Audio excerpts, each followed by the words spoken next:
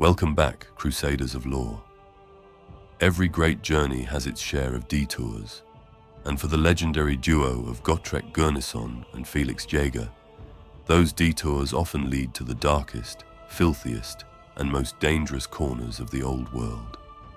Having survived the spectral horrors of Geheimnisnacht, battled goblins in the frostbitten mountains, and witnessed the complete annihilation of a noble house at the hands of its own corrupted scion, our heroes now find themselves far from their intended path to the lost dwarf hold of Karak 8 Peaks. They are broke, hungry, and have washed up in Nuln, the second greatest city of the empire, a jewel of culture and industry.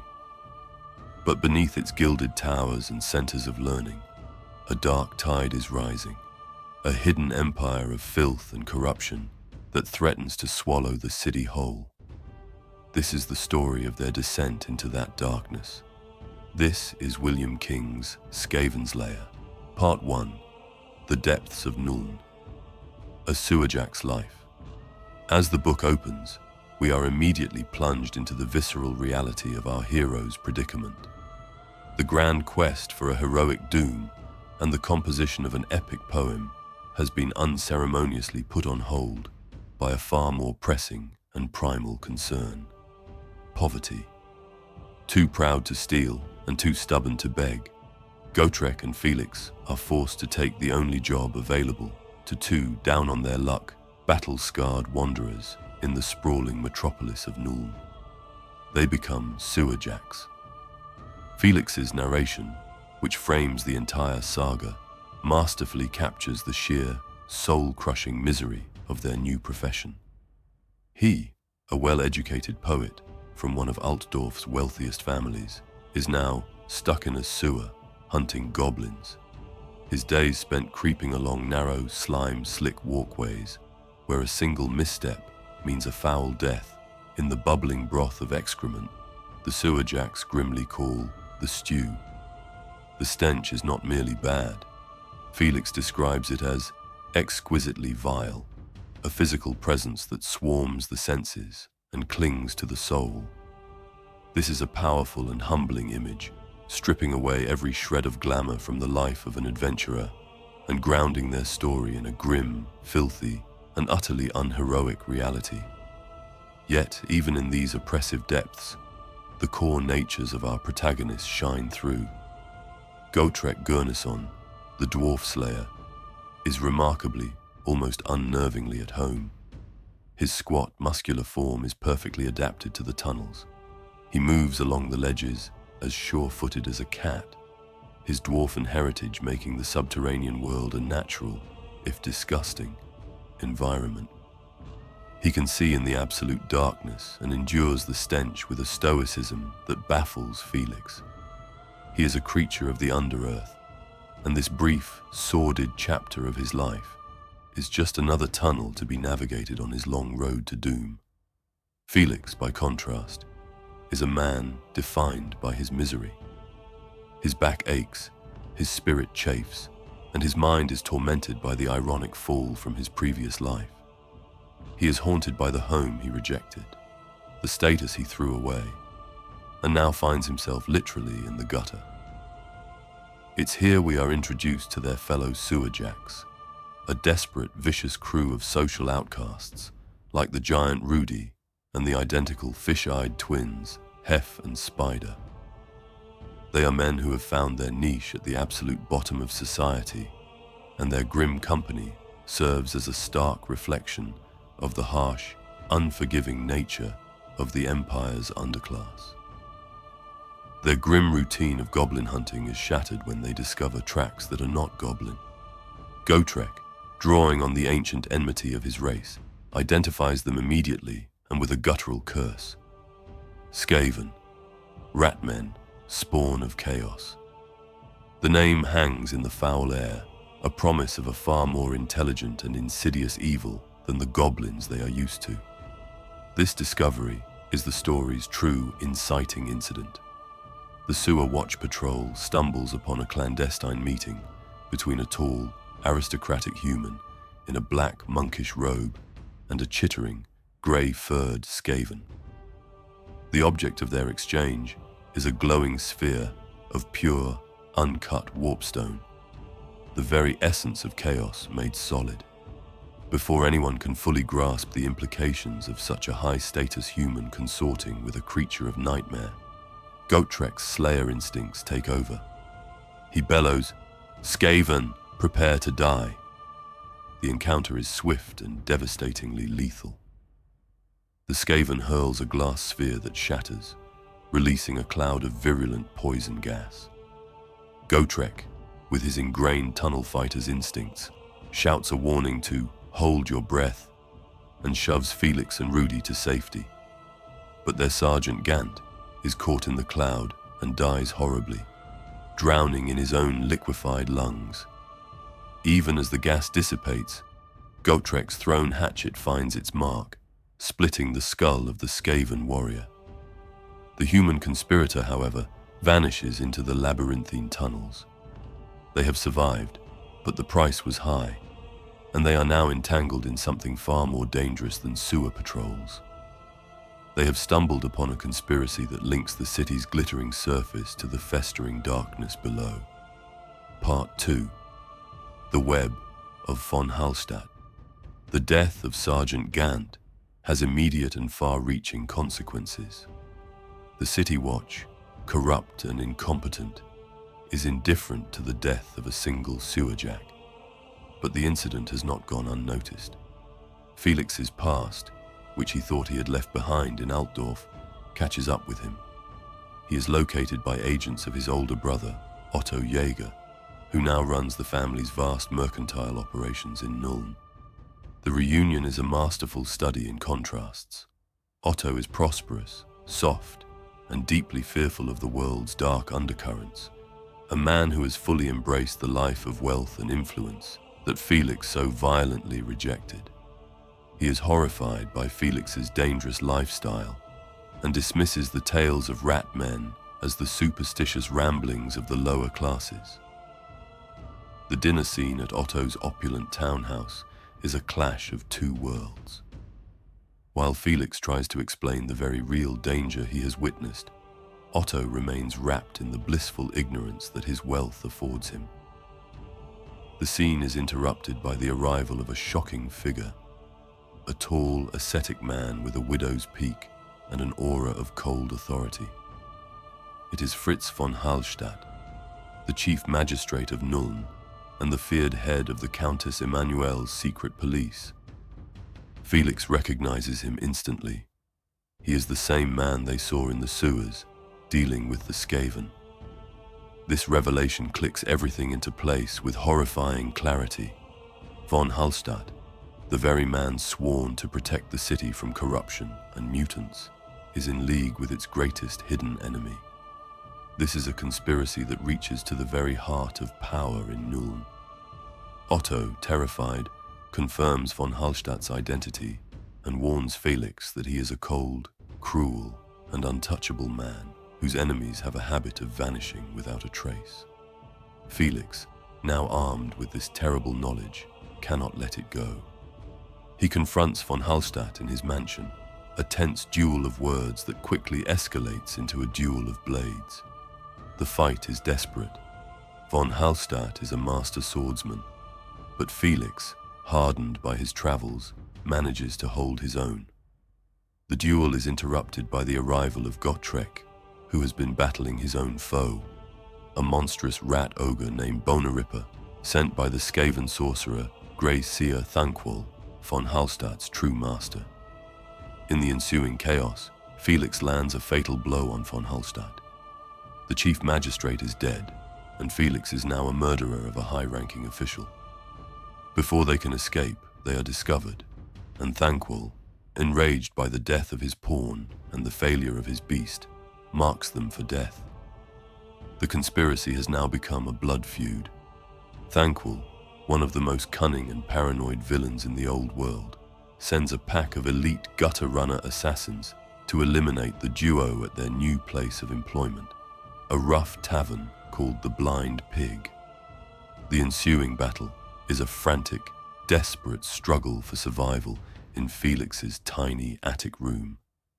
The assassins are unnaturally fast and deadly, but Felix, using his wits and no small amount of luck, manages to set the room ablaze, creating a wall of fire that drives the assassins back and allows him to escape with his life. He has survived again, but he knows this is only the beginning. Part 3. The Plague of Pestilens. The failed assassination attempt only confirms the terrifying truth. They are being hunted. Their only clue as to why comes in the form of another mysterious, crudely written note delivered by a street urchin. The note is from their anonymous "Your Friend," a secret informant within the Skaven ranks. It warns them of a new, even more insidious threat.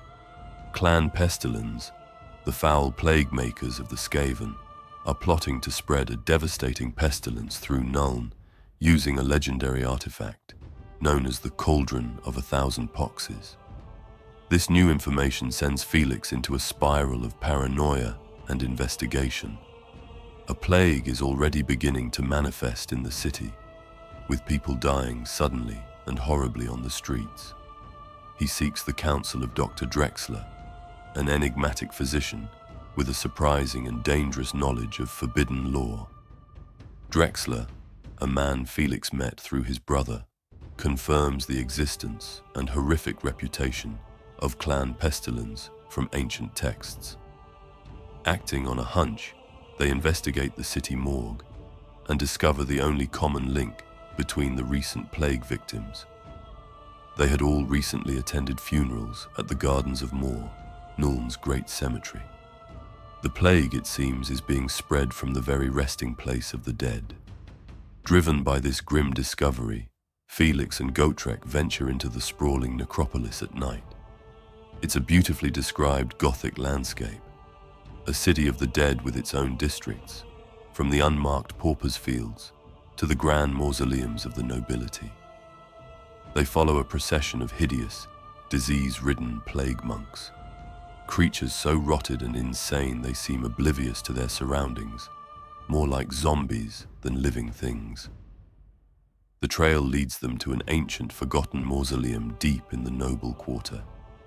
Inside, they witness a scene of pure blasphemy. In a vast, filthy subterranean chamber, the plague monks, led by their vile abbot Willibroth Nuln, are brewing a grotesque, bubbling concoction in a massive, rune-covered cauldron. The air is thick with the stench of decay and corruption.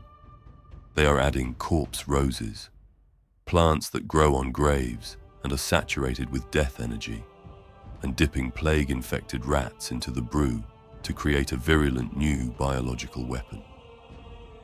Their plan is simple and horrifying. Unleash these super plague rats upon the city and start an unstoppable pandemic that will kill everyone.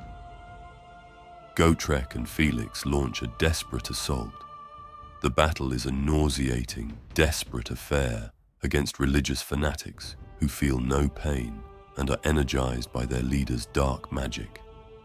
The plague monks are weak, but their numbers and their insane fervor are overwhelming. Felix, realizing the priest is the source of their power, makes a daring, heroic leap over the seething cauldron and tackles Willibroth Nuln. He wrestles the foul creature, eventually using its own staff to pin it down and send it tumbling into its own bubbling, plague-ridden brew. While the priest shrieks and dissolves, Gotrek holds off the remaining enraged monks. But the danger is not over. The cauldron itself is a powerful, chaotic artifact. As Gotrek strikes it with his rune axe, it explodes in a massive surge of uncontrolled magical energy. The foul brew is destroyed, and the plot is foiled. But in the chaos, Willibroth Nuln, through some dark miracle of his god, teleports away to safety, screaming promises of vengeance. They have stopped the plague for now, but they have made an even more powerful, and now deeply personal, enemy. Part 4. The Battle for Nuln. The final act of the novel is where all the threads converge in an epic, city-spanning climax. Nuln is in chaos. The plague, though stemmed, has caused widespread panic. A plague of rats, however, is very real. Huge, unnaturally aggressive rats, a failed experiment by Clan Moulder, are swarming the city, devouring everything and everyone in their path. It is in this atmosphere of fear and decay that Felix receives an unexpected and terrifying summons. He is commanded to present himself at the palace of the Elector Countess Emmanuelle for her masked ball. Felix knows it's a trap. He is a wanted man, but he also knows he cannot refuse. This development brings all the players onto the same stage. With money from his brother, Felix is able to afford fine clothes and enters the decadent, oblivious world of Nuln's nobility. At the palace, he is brought before Hieronymus Ostwald, the Countess's secretary. Ostwald reveals a shocking truth. The authorities are finally taking the Skaven threat seriously because they have no choice. Ostwald himself is a member of a secret Sigmarite society, the Order of the Hammer, sworn to protect the Empire from chaos. He knows of Felix's encounters and sees him as an unwilling but crucial asset. He reveals that their mysterious informant, the Skaven friend sending the notes, is a low-ranking Skaven named Lurk Snitchtongue, who has been playing the different Skaven clans against each other for his own survival. The final, terrifying note, which Felix receives just before the battle, reveals the ultimate plot. That very night, Grey Seer Thanquol himself plans to lead an assault on the palace during the Countess's ball, to decapitate the entire leadership of Nuln in a single stroke. The battle for Nuln begins. The city erupts into flames as thousands of Skaven pour from the sewers, led by the major clans. The technological terrors of Clan Skryre, the monstrous beasts of Clan Moulder, and the diseased fanatics of Clan Pestilens. Felix and Gotrek, along with the hardened mercenaries from the Blind Pig, become the unlikely heart of the resistance in their quarter. In a truly epic moment, Felix leaps onto a plague cart and delivers a rousing speech, rallying a desperate mob of ordinary citizens into a fighting force. The climax is a multi-layered, chaotic confrontation. Inside the palace, Grey Seer Thanquol teleports in with his elite storm vermin, intending to capture the Countess. He is confronted by an unexpected foe, Dr. Drexler, who reveals his own formidable magical powers, shielding Felix and Gotrek with a golden field of energy as they charge the Grey Seer. Thanquol, a powerful but fundamentally cowardly sorcerer, is forced to flee when faced with the unstoppable fury of the Slayer.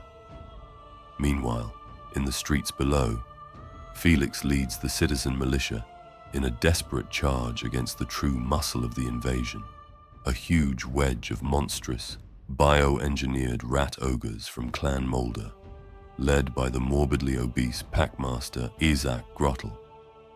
The battle is brutal and costly, but with Gotrek at the forefront, a whirlwind of destruction who smashes a rat ogre's head in two with a single, thunderous blow of his axe, they manage to break the monster's charge and turn the tide of the battle.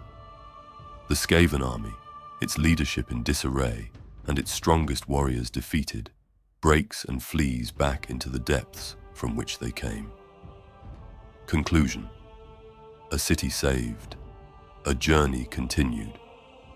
In the epilogue, Nuln is a battle-scarred but victorious city. The plague has abated, the fires are being put out, and the Skaven have been driven back underground, their grand invasion shattered. Felix is left to ponder his strange new life. He has been offered a place back in his family's business, a life of safety and wealth, but he realizes, more profoundly than ever, that he can no longer return to it.